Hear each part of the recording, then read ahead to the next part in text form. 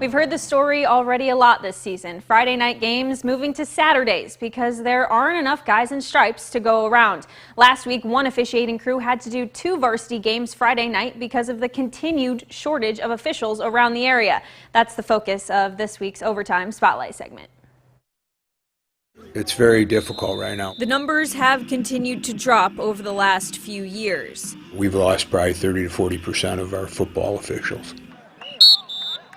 The shortage of football officials has been felt throughout the state of Illinois, but especially in this area within the NIC 10.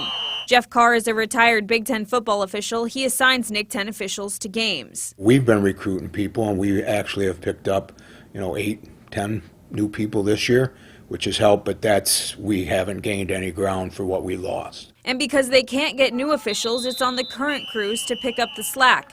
One crew had to work 2 varsity games in one night last week. The first at Auburn, the second at Hononegah. I approached them with that. I said, "Are you willing to do this?" And they said, "Yeah, we'd be willing to work 2 games that night." Certainly not easy. It's hard to do one game, but to have the concentration level to do 2 games. It starts to hit home that there's a real problem here. And not just at the varsity level. There's a ripple effect to all levels. It goes beyond just high school sports, because now the little kids usually play on Saturdays, and usually we're all free to go do 3, 4, 5 little kids games, and instead we're going to do varsity games. Kind of like, wow, it is actually getting real that there aren't enough people to cover Friday night varsity games. This crew has been reffing together for the last 12 years. They grew up playing sports, and now they spend their weekends back on the field together. This is teamwork and camaraderie for us, and we're all kind of unified. We don't do it for the money, we do it for the love of the game, and we want to give back and be out here for these guys. They are out there because they remember how much they loved Friday nights, and they want to make sure these kids are able to have those same experiences. And that's what we tell the kids at the coin flip, that we're out here for them.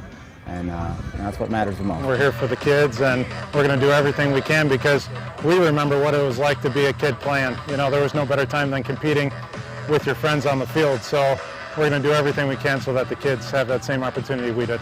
And that may be the case for now, but at some point down the road, there's going to come a time when this crew won't be able to do it anymore. If we don't get officials, the game doesn't continue to play. Another 5 or 10 years without more people coming in, yeah, it could be a real problem. For these guys, officiating is a way for them to stay involved in the game they love, and they hope more athletes will use officiating as a path to do the same. When I first started out, a guy told me that the more snaps you see, the better off you're going to be.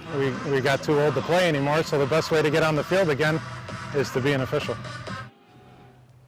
I mean, if you love the sport and you're too old to play, as those guys said, becoming an official might just be the answer. And Mike did tell me he really uses it as a way to stay competitive, always going after reffing that perfect game.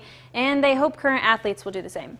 And as Jeff Carr said, the IHSA might have to make a bigger push to start recruiting young men and women to become officials, so this problem will only get worse. Hey, our thanks to all of the men and women who do officiate these games. Our Friday nights wouldn't be possible without them. We'll be right back after this final timeout.